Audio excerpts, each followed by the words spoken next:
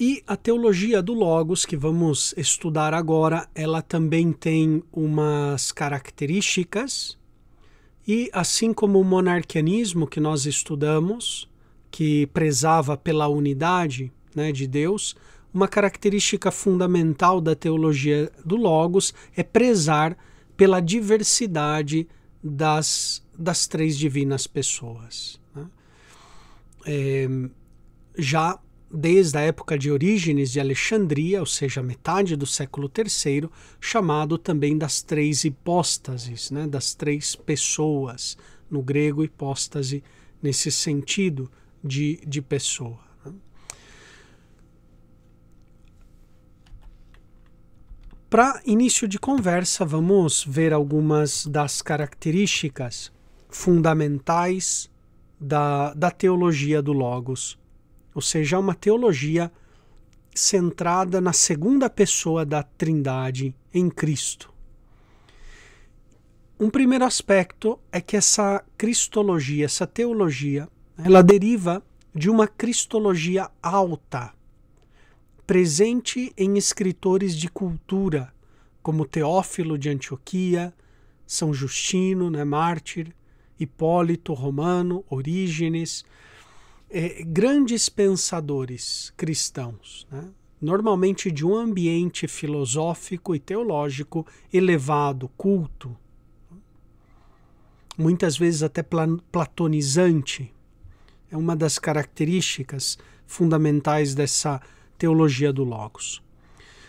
Agora, outra característica que nós vamos encontrar é a distinção das três hipóstases subsistentes e em ordem. Okay? Então, a hipóstase do Pai, a hipóstase do Filho, a hipóstase do Espírito, cada uma é distinta, não se confundem, né? Não são modos da única divindade, como diziam os sabelianos, os modalistas, né? Os adocionistas. Não é só um modo, uma máscara da única divindade, mas são subsistentes. Contudo, essa subsistência é em ordem. No grego, taxis, né? A ordem, tem uma ordem. Primeiro o Pai, depois o Filho, depois o Espírito.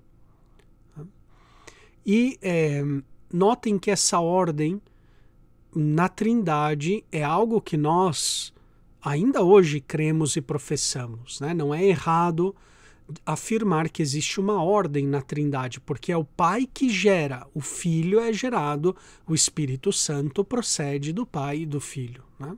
Existe uma taxis, uma ordem na Trindade. Isso ainda hoje, né, digamos, é um princípio que deriva aqui da teologia do Logos, mas que nós afirmamos ainda hoje. Existe uma taxis na Trindade. Né? São Justino mesmo, ele vai falar que em primeiro lugar honramos ao Pai, depois em segundo o Filho, em terceiro lugar colocamos o Espírito Santo. Né? É claro que quem lê assim friamente parece que Justino está subordinando o Filho e o Espírito ao Pai, né? Colocando eles como inferiores, mas não. O que Justino está querendo dizer com isso é que existe uma ordem na Trindade. Tem o Pai, que ele gera e não é gerado por ninguém. O Filho é gerado. E depois o Espírito Santo, né, que tem essa procedência, ele procede a sua processão do Pai e do Filho. Né? Então existe uma ordem trinitária, uma taxis. Né? E os representantes da teologia do Logos vão enfatizar essa subsistência de cada uma das divinas pessoas e, ao mesmo tempo, essa ordem na Trindade. Outro aspecto que nós vamos encontrar na teologia do Logos é a afirmação da pré-existência do Verbo junto ao Pai. Pré-existe. Ou seja, em outras palavras, o Verbo é coeterno com o Pai. Até mesmo os representantes da teologia do Logos também vão ter dificuldades de vocabulário. assim como os monarquianos tinham dificuldade, né, sobretudo para explicar as três divinas pessoas, agora os da teologia do Logos, quando falam da unidade, às vezes têm dificuldade, né? Por exemplo, o bispo anterior a Santo Atanásio, né, Santo Alexandre de Alexandria, que foi um dos padres no concílio de Nicéia, ele levou o próprio diácono consigo, Atanásio, né, para o concílio. Atanásio naquela época era diácono de Alexandria e o bispo era Alexandre, né? Alexandre afirmava, por exemplo, que o filho era gerado ingênito, ou seja, gerado não gerado. Notem a dificuldade de vocabulário, né? Alexandre, como sucessor de Orígenes ali em Alexandria, né, como alguém que era um representante da teologia do Logos, entendia muito bem a diversidade das três divinas pessoas, mas no momento de explicar o filho, né, ainda o vocabulário precisa ser esclarecido melhor, né? E ele afirmava que o filho é gerado ingênito. Ou seja, o que ele está querendo dizer com essa frase um pouco estranha, imprecisa? Ele está querendo dizer que o filho é gerado desde toda a eternidade, né? Porque naquela época a palavra ingênito, ou seja, não gerado, era quase como um sinônimo de eterno, né? Então o pai era ingênito, não era gerado, portanto ele era eterno. Mas o filho é gerado. A nossa fé, desde os primeiros séculos, afirma que o pai gerou o filho. Agora, se ele gerou, aqui só cabem duas possibilidades. Ou primeiro é o pai e depois vem o filho, então o filho vem depois do pai, que é a heresia de Ário, e Ário também vai ser um representante da teologia do Logos, só que levando ao extremo e caindo, portanto, numa heresia, né? Então, essa primeira possibilidade vai afirmar, então, que o filho vem depois do pai, gerado depois. Ou a teologia do Logos ortodoxa, que afirma que o filho é gerado, sim, do pai, mas é gerado desde toda a eternidade, usando esse adjetivo um pouco ambíguo, ingênito. Ele é gerado ingênito, né? Então, afirmam a pré-existência do filho junto ao pai. Aí, nessa época, vai surgir a polêmica sobre o trecho de Provérbios 8:22, onde diz, né, está falando da sabedoria, a sabedoria está dando ali um discurso, ela diz: Deus me criou no princípio das suas obras, né? Ou alguma outra tradução no grego, né, da Vulgata no grego, era Deus me criou no início para as suas obras, né? Tem essas duas traduções. E os padres se debruçavam sobre esse trecho e tentavam entender como assim a sabedoria, ou seja, o Logos, ele foi criado no início por Deus, né, em vista das obras de Deus, da criação de Deus, né? Então, o que significa que foi criado no início? É um início temporal ou é um início, digamos assim, que é o próprio Deus, né? Então aí vão ter também muitos debates entre arianos e nicenos justamente sobre Provérbios 8:22, né? Mas, em geral, afirmam a pré-existência do filho, junto ao pai. Ainda do ponto de vista cristológico, a teologia do Logos vai enfatizar mais a divindade de Cristo e menos a sua humanidade. Aqui é o contrário da tendência monarquiana. Os monarquianos enfatizavam, sobretudo, a humanidade de Cristo, né?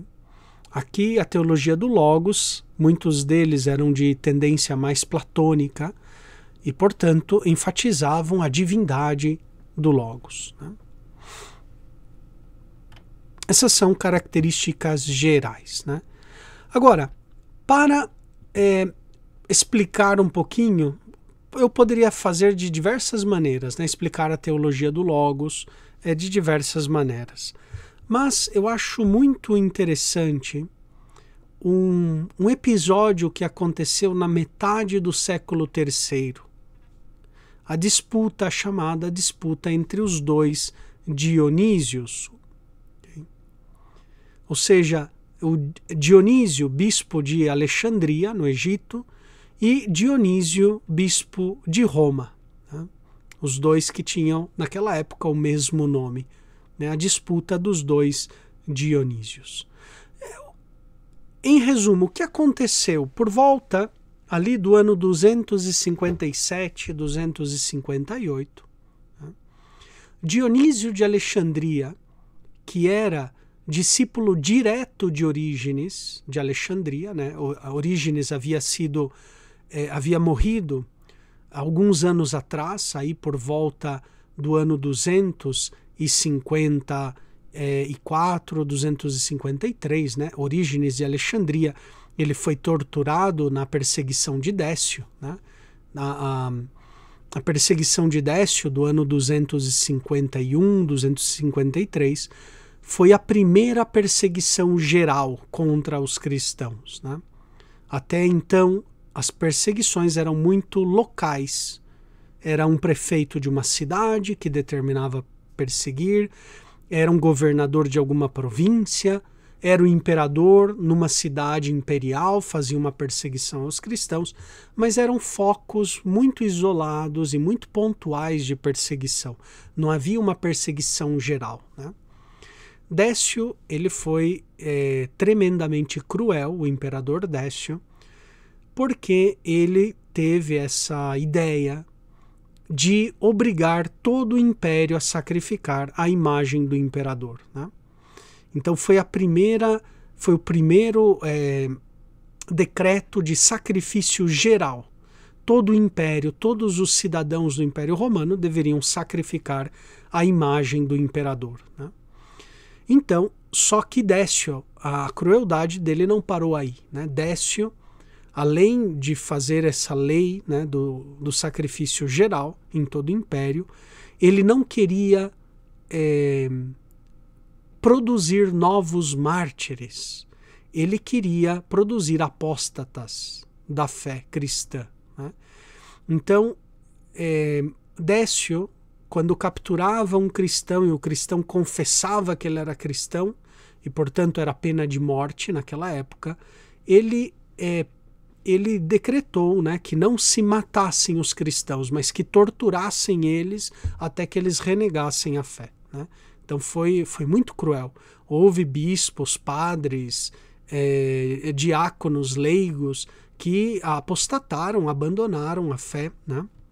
Renegaram a fé, e depois começa aquele problema dos lápses, né? Que pedem depois da perseguição, pedem ser readmitidos na fé, né? E Orígenes, ele foi capturado na perseguição de Décio e ele suportou os tormentos com muita valentia, né? Sem jamais renegar de Cristo até o final, né?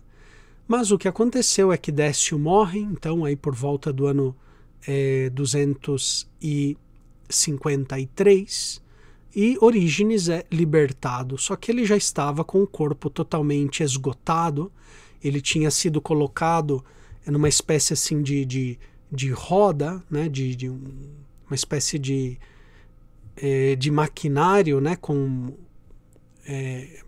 que amarravam as mãos e os pés e iam assim quebrando todas as junturas, os ligamentos, né, ia esticando os braços e as pernas e rompendo todas as junturas, né, os membros, os ligamentos, os nervos da pessoa, né? E Orígenes resistiu com valentia, com intrepidez, a todos esses meses que ele passou de torturas, né, e sofrimentos, fome, sede, nudez, né, sem renunciar à sua fé em Cristo Jesus. Contudo, depois morrendo Décio, Orígenes não resistiu por causa das feridas, né, e ele veio a falecer. É uma pena que se perderam muito dos escritos, né, mas São Jerônimo fala que Orígenes, ainda depois de libertado, né, da prisão, ele continuou escrevendo cartas, falando dos sofrimentos que ele padeceu. Né? Que pena que se perderam essas cartas, se perdeu, né, muitas coisas, devido também às perseguições e às outras perseguições que viriam também, sobretudo Diocleciano, aí entre os anos 298 até o ano 313, a perseguição de Diocleciano foi também uma perseguição geral que arrasou com toda a documentação da igreja, atas, escritos, queimou livros sagrados, etc. Foi um desastre também a perseguição de Diocleciano, que viria antes de Constantino. Né? Depois Constantino colocou fim nessas perseguições, tolerando, dando a lei de tolerância religiosa, né, para os cristãos. Bom, então Dionísio foi sucessor de Orígenes. Depois que Orígenes foge de Alexandria no ano 230, ele foge, vai para a Palestina, onde ele passa o resto da sua vida lá. Ele vai para a Palestina, justamente em Cesareia, na Palestina, e quem substitui Orígenes é o seu discípulo, Dionísio, que vira o catequista da escola catequética de Alexandria, que na verdade era uma grande escola também de filosofia. Né? Orígenes havia dividido a catequese em duas turmas. Né? Uma turma, digamos assim, nível básico, catequese básica, que também um dos seus discípulos levava essa catequese, chamado Heraclas, né? E ele ficava com o curso superior, que era uma espécie de exegese filosófica das Sagradas Escrituras. Né? E a fama dele era tão grande que vinham pagãos, judeus, para escutá-lo, escutar as suas explicações da Sagrada Escritura. Né? É um dos grandes gênios do cristianismo antigo, Orígenes de Alexandria. Né? E Dionísio foi um discípulo direto de Orígenes, no tempo que ele esteve em Alexandria. Depois, Orígenes abandona Alexandria por causa da perseguição do seu bispo, Demétrio, né? E então fica Dionísio como catequista da escola de Alexandria, no Egito. Né? Depois da morte de Demétrio, quem substitui o bispo e quem tinha uma formação, uma preparação digna, né, para receber o episcopado foi precisamente Dionísio, discípulo de Orígenes. Né? E aconteceu naquela época que também o bispo de Roma se chamava Dionísio, né, os dois xarás, aí Dionísio de Roma e Dionísio de Alexandria. No zelo pastoral de Dionísio de Alexandria, em determinado momento, ele estava querendo acabar com o sabelianismo na sua diocese de Alexandria, no Egito. Né? E, portanto, ele estava pregando contra o modalismo, né? Ou seja, esse monarquianismo herético que nega as três divinas pessoas. Né? E a pregação de Dionísio escandalizou o clero de Alexandria e o povo de Alexandria, né? Porque parecia que ele dividia muito as três divinas pessoas, quase afirmando três deuses, né? Um subordinado ao outro. Então o clero e o povo de Alexandria, escandalizados com o ensino de Dionísio de Alexandria, escrevem para o bispo de Roma pedindo que o bispo de Roma intervenha, né, e coloque o patriarca de Alexandria, né, no seu devido lugar, né, e que se retrate daquilo que ele falou. Né. Então, em síntese, aqui apresento uma síntese para vocês do que aconteceu, né? Então, no ano 257, Dionísio de Alexandria e discípulo de Orígenes, lutando contra o sabelianismo na Pentápole da Líbia, envia uma carta antimonarquiana aos bispos locais. A carta escandalizou o clero e o povo, que recorrem a Dionísio, bispo de Roma. Aqui faço um parênteses. Era muito frequente no cristianismo antigo, quando dois bispos estavam brigando, ou dois patriarcas tinham alguma questão que eles não conseguiam solucionar, recorriam a Roma com frequência, né? E uma vez que Roma desse a sua palavra, a causa era finda, né? Acabava a causa, né? Aquele axioma, né? Aquela frase famosa, né? Roma locuta, finita causa, né? Roma falou, acabou a causa, né? Roma era uma espécie de tribunal de última instância, que os bispos sempre recorriam a Roma nos casos que o conflito já, do ponto de vista da jurisdição deles, era impossível de resolver, né? Eles apelavam a Roma para que Roma desse a sentença final, né? O veredito final. E assim a gente vê muitos outros casos, não somente esse aqui, do conflito dos dois Dionísios, mas o mesmo São João Crisóstomo, já a inícios do século V, quando ele é exilado da própria diocese de Constantinopla, né? Constantinopla era a capital do império, ele como bispo, né? Patriarca de Constantinopla, ele é exilado, mandado ao exílio. São João Crisóstomo apela a Roma. Infelizmente, ele morre no exílio e a carta não chega a tempo, né? Para solucionar a questão. Ele morre exausto pela marcha forçada a qual ele foi submetido até a Armênia, né? Caminhando aí desde Constantinopla, hoje Istambul, né? Até a Armênia, onde ele vem a falecer, né? Bom, fecho parênteses, mas é interessante, né? Como Roma tinha algo especial desde os primeiros séculos, que os bispos apelavam ao bispo de Roma como uma espécie de tribunal de última instância, né? Então, esse clero, o clero daquele lugar e o povo apelam ao bispo de Roma, pedindo que o bispo de Alexandria se retrate. Então, Dionísio Romano escreveu 2 cartas, uma das quais chegou até nós no livro De Decretis, no capítulo 26 de Santo Atanásio, né? Então, esse livro sobre os decretos de Santo Atanásio, no capítulo 26, nós temos essa carta de Dionísio Romano, uma das cartas, né? Dionísio Alexandrino se retratou em um livro intitulado Confutação e Apologia, em 4 volumes, do qual só temos várias frases, né? Só temos vários fragmentos dessa obra no livro De Sententis Dionisi de Santo Atanásio, né? Sobre as sentenças, as frases de Dionísio nesse escrito de Santo Atanásio, né? O que acontecia é que os arianos usavam muito Dionísio de Alexandria como fonte para argumentar, né?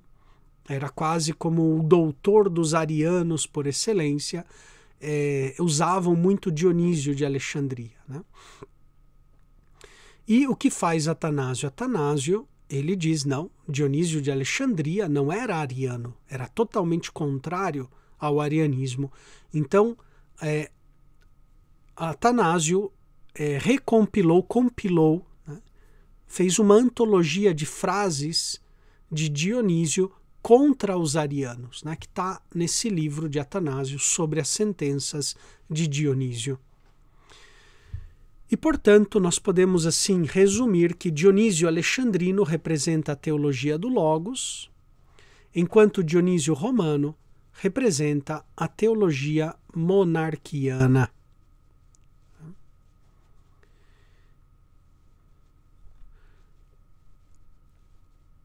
O que aconteceu nessa carta, né, tanto do Dionísio Romano e do Dionísio Alexandrino? Né? Na carta aos bispos da Pentápole, Dionísio Alexandrino fala que o pai é artífice, poietes, né, do filho, ou seja, artesão do filho. Ele formou o filho, ele fez o filho, e chama também o filho de feitura, poema, né? Ou seja, aquilo que foi feito pelo pai. Dionísio Romano, nessa carta, ele vai afirmar que isso é considerar o filho uma criatura do pai. Então, o Papa Dionísio, né, o Papa de Roma, ele vai justamente afirmar que não se pode chamar o filho de artífice, de artesão, ou desculpe, o pai de artesão, né, e o filho de feitura do pai, porque isso é considerar o filho como uma criatura. Então, nessa carta, um dos temas que Dionísio Romano vai criticar no Alexandrino é justamente isso. Né? Na Apologia, Dionísio Alexandrino afirma que ele usou o termo poietes, né, feitura, num sentido de quem faz uma produção intelectual. Aí nós temos no fragmento 8º e 9º das sentenças de Dionísio de Santo Atanásio. Né? E, portanto, ele afirma também, na Apologia, que a relação pai e filho é de geração real. Okay? Então, em outras palavras, o Dionísio Alexandrino não está entendendo o termo geração, como depois vão entender os arianos, quase meio século depois, né? Como uma produção, uma geração material, corpórea, né? Mas como uma produção intelectual, espiritual. E, portanto, assim, né, o Dionísio Alexandrino ele vai explicar melhor o seu pensamento. Né? E, portanto, para explanar a distinção entre as pessoas do pai e do filho, Dionísio Alexandrino ele usou as imagens do agricultor e da planta, né? O pai o agricultor, o filho a planta. Essa imagem é evangélica, né? Jesus diz no Evangelho, meu pai eu sou a videira verdadeira, meu pai é o agricultor, né? Jesus diz isso no Evangelho. Então, Dionísio usa essa imagem do Evangelho para explicar a diferença entre o pai e o filho, o agricultor e a videira. Né? E usa também a imagem do marceneiro e a barca. Ou seja, as barcas antigas, não é como hoje, né? As barcas hoje, as embarcações, muitos são de metal, né? Ou de um material plástico, acrílico, etc. Né? Na antiguidade, os barcos eram feitos de madeira, né? Então era um marceneiro, um artesão que fabricava a barca, né? Então o marceneiro o pai, a barca o filho. Na retratação, Dionísio Alexandrino diz que ele afirma, sim, usei tais imagens, tais semelhanças, mas ele afirma que usou também outras imagens. Então, aqui, a imagem do agricultor e da planta, né, que é uma imagem evangélica, bíblica, né, usada por Jesus, dá a entender uma diferença, porque uma coisa é o agricultor não tem nada a ver com a videira, não é da mesma natureza da videira, né? A mesma coisa, o marceneiro não é da mesma natureza da barca. O marceneiro é um ser humano, uma união de corpo e alma. A barca é de madeira, ou é de acrílico, de metal, o que for, né? Então, existe aí uma grande diferença. Mas Dionísio diz, ok, eu usei essas imagens, mas usei também a imagem da raiz e da planta e da nascente e do rio. Imagens que enfatizam a unidade, a monarquia divina, sem perder de vista a distinção das pessoas. Então, o pai é a raiz, mas a raiz produz a planta, gera a planta, vamos dizer assim, né? O pai é a nascente de onde gera o filho, que é como um rio que vem todo ele do pai. Mas uma coisa é a nascente, outra é o rio. Uma coisa é a raiz, outra é a planta, né? Por isso é raiz da planta, né? A nascente do rio. São duas coisas, mas enfatiza muito a unidade. Não existe planta sem raiz. Ela morre, está, né? A gente corta uma planta, uma flor, né? Corta a raiz, coloca num vaso, mas acabamos com aquela planta, né? A mesma coisa se separam a nascente e o rio, desaparece o rio. Então, um rio sem nascente não existe, né? Não pode existir. Aí vai ser um lago, vai ser uma poça d'água, alguma coisa, né? Mas não tem um rio sem nascente. As duas coisas estão unidas, mas ao mesmo tempo distintas, né? A gente pode distinguir. Então essas duas imagens de Dionísio são mais felizes do que a imagem do agricultor e da planta, né? Então Dionísio tenta explicar melhor o seu pensamento. Depois, no fragmento 3 e 6, Dionísio vai afirmar que o pai dá o ser ao filho, ec tu patros errei to einai, né? Ou seja, do pai o filho tem o ser, né? Literalmente é o que diz aí em grego, né? E, portanto, acusam Dionísio Alexandrino de não usar o termo homoousios, e ele se excusa dizendo que o termo não está nas escrituras, mas ele afirmou outros termos como homogené e homophie, ou seja, do mesmo gênero, né? O filho é do mesmo gênero do pai, ou seja, gênero aqui não no sentido como hoje se usa, né? O termo gênero, ele está usando o termo gênero em sentido filosófico, né? Por exemplo, nós somos do gênero humano. Todo o gênero humano, por exemplo, São Paulo, caiu no pecado, né? Todo o gênero humano. O gênero humano, ou seja, toda a espécie humana, né? Do mesmo gênero, ou seja, Deus, né? E homophie, phie significa produzir. Daí vem o termo também physis, que significa natureza, né? Então indica da mesma natureza. Portanto, Dionísio Alexandrino evitou usar o termo homoousios por causa da sua sinonímia com hipóstasis. De fato, do ponto de vista filosófico, são termos parecidos, ousia e hipóstasis, né? Literalmente, ousia significa essência, hipóstase significa substrato, uma essência, uma substância, substrato, né? São termos muito parecidos. Só na segunda metade do século IV se vai distinguir muito bem o termo ousia e o termo hipóstasis, né? Dionísio Romano escreve que se o filho é criatura, houve um tempo em que ele não existia. Essa frase, esse axioma, foi usado por Orígenes e também era usado entre os médio-platônicos, por exemplo, Albino, Epiteto, indicando que não houve um tempo em que ele não existisse.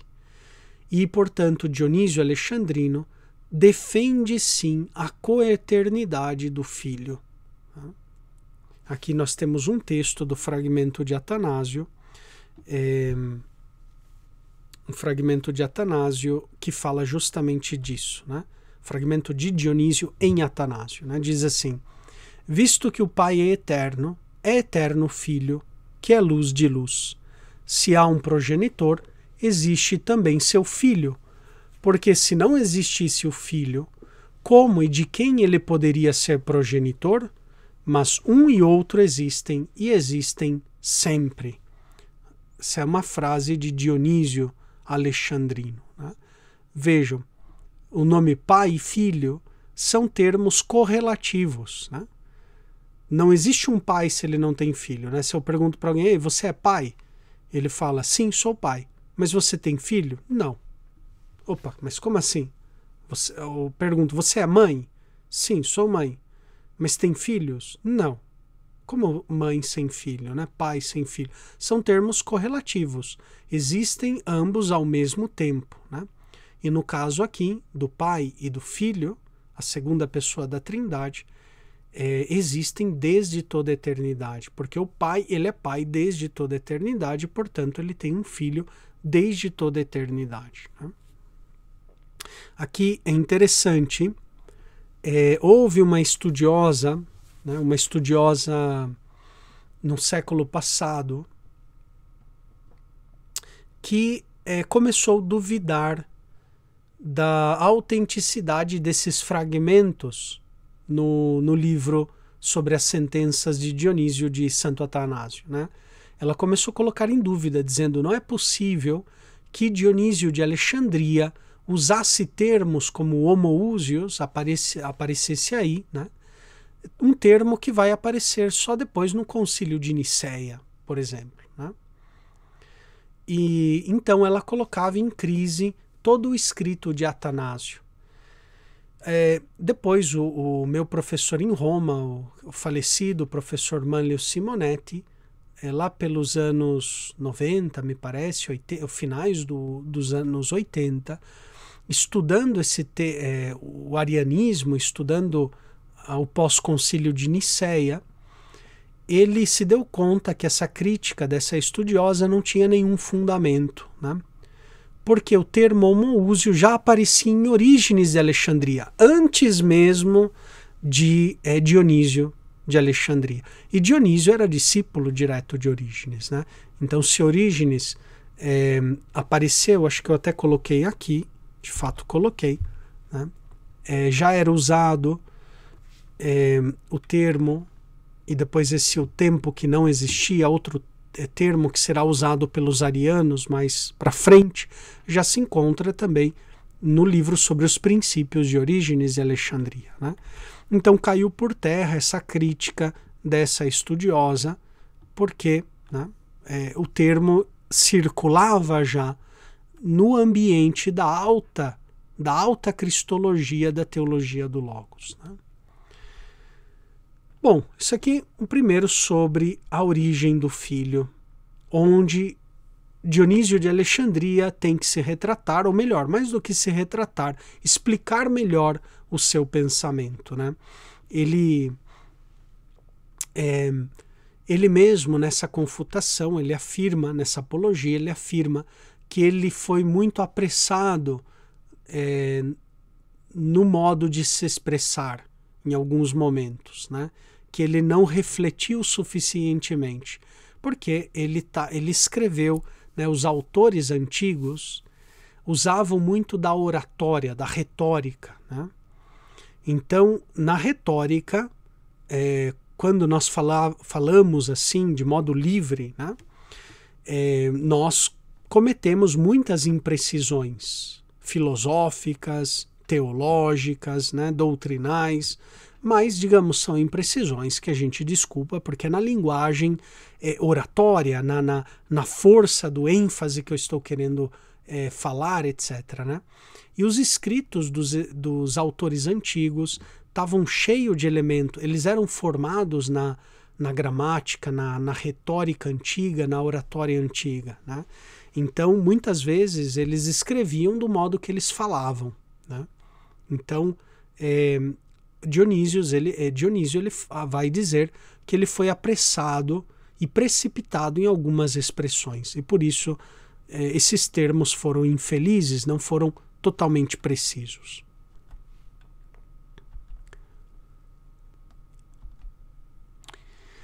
Também sobre a unidade de Deus, Dionísio Romano, em sua carta, critica aqueles que dividem a monarquia em 3 poderes e hipóstases separadas, e 3 divindades, 3 hipóstases estranhas, totalmente alheias uma à outra. Então Dionísio Romano dá digamos assim, um puxão de orelha no Dionísio Alexandrino, dizendo, olha, cuidado, porque não se deve afirmar 3 hipóstases separadas, nem 3 divindades, ou 3 hipóstases estranhas, alheias uma à outra. Né?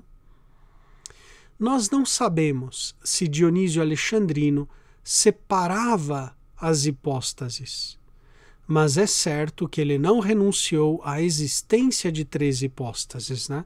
Aqui nós temos um fragmento de Dionísio Alexandrino no escrito sobre o Espírito Santo de São Basílio Magno. E diz assim: se pelo fato de as hipóstases serem 3, eles as dividem, né, ou seja, os hereges as dividem, ainda assim são 3, embora não queiram, ou então eliminem completamente a divina trindade. Né? Aqui é um argumento também retórico, né, oratórico de Dionísio de Alexandrino. Ele está dizendo, ok, ainda aqueles que dividem, né, separando totalmente, ainda assim estão afirmando que são 3, não é uma só hipóstases, né, mas 3 hipóstases. Isso significa, nesse fragmento aqui, que Dionísio não separava as hipóstases. Né? Lembremos do exemplo da raiz e da planta, ou melhor, da nascente e do rio. Né? São coisas diferentes, a nascente e o rio, mas estão totalmente unidas. Que se você elimina um, elimina outro também. Né? Portanto, Dionísio Romano coloca o acento na unidade, na mônade, enquanto o Alexandrino enfatiza a trindade, as 3 hipóstases. E no fragmento 7 de Dionísio nós lemos: assim dilatamos a mônade indivisível na trindade, e de novo recapitulamos a trindade sem diminuição na mônade. Né? Olha só que interessante. Né? Dionísio Alexandrino, ele professa a unidade de Deus, a monarquia divina, a mônade, né? a unidade indivisível. Mas nós dilatamos, né, essa mônade na trindade, Pai, Filho e Espírito Santo. E depois recapitulamos a trindade sem diminuição na mônade. É como um círculo, né?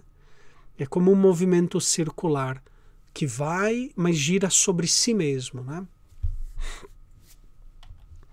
Para exprimir a relação do filho com o pai, o alexandrino usa expressões como sinafeia, ou seja, conjunção, e koinonia, comunhão. Né?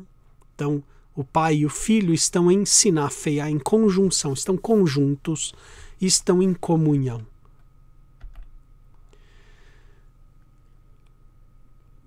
Depois, em terceiro lugar, para que nós vejamos um pouquinho o que era essa teologia do Logos, tem um trecho de Dionísio Alexandrino sobre onde ele vai explicando, né, a distinção entre pai e filho através da distinção entre pensamento e palavra.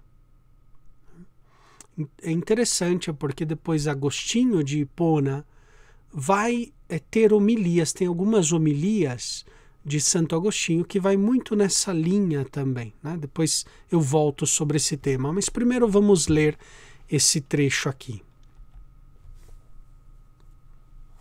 O nosso pensamento, no grego nous, emite naturalmente a palavra logos.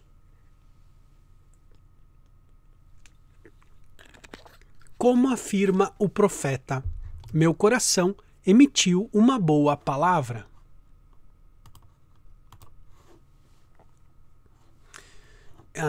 Aqui faço também outro parênteses, né? Esse aqui é o Salmo 45, né? Que diz, meu coração pronuncia uma bela palavra, né? Eu dirijo o meu canto ao rei, né? Tu és o mais belo dos filhos dos homens, etc., né?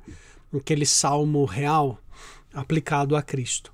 Mas tanto no texto grego como no texto latino da Vulgata, essa palavra aqui, emitir, é usado no sentido de pronunciar, até mesmo de, literalmente no grego e no latim também, no latim vulgar, né, da Vulgata de São Jerônimo, ou na tradução da Bíblia dos 70, a palavra que eles usam não é tanto pronunciar, emitir, que é a do hebraico, né? Eles usam a palavra eructar, né? Literalmente eructar, sabemos, pois é o arroto, né? Ou seja, é pronunciar, né? Eructavit cor meum verbum bonum, diz a Vulgata de São Jerônimo, né? Eructavi, ou seja, no sentido de pronunciar, né? Era um trecho também muito usado pelos arianos, né? Porque eles afirmavam que simplesmente o filho era uma palavra pronunciada pelo pai, né? Então, eructavi cor meum verbum bonum, né? Ou seja, o meu coração pronunciou uma boa palavra. Então, volto aqui. O nosso pensamento nos emite naturalmente a palavra logos, né? Nós pensamos, temos uma ideia e depois falamos, né? Pronunciamos, como afirma o profeta. Eructavi cor meum verbum bonum. E um é diferente do outro. Uma coisa é o pensamento, outra coisa é a palavra, né? Ocupando um lugar próprio e diviso do outro, pois um reside e se move no coração, né? O pensamento está ali, no nosso interior, enquanto o outro, ou seja, a palavra, reside e se move na língua e na boca. Então, se eu não digo nada, o meu pensamento não chega até vocês, né? Para que eu comunique o meu pensamento, eu uso o ministério, por assim dizer, da voz, da palavra, né? Contudo, então, aqui o que Dionísio está dizendo, olha só, o pensamento e a palavra são coisas distintas, contudo não são separados, nem se privam um do outro, porque o pensamento produz a palavra manifestando-a e a palavra revela o pensamento nascendo nele. Por assim dizer, o pensamento é a palavra que permanece em si, e a palavra é pensamento que sai de si, né? Que bonito esse trecho aqui, né? Aplicado a Cristo e aplicado ao Pai, né? Ou seja, o pensamento é uma palavra, é a mesma coisa que a palavra, mas dentro em si.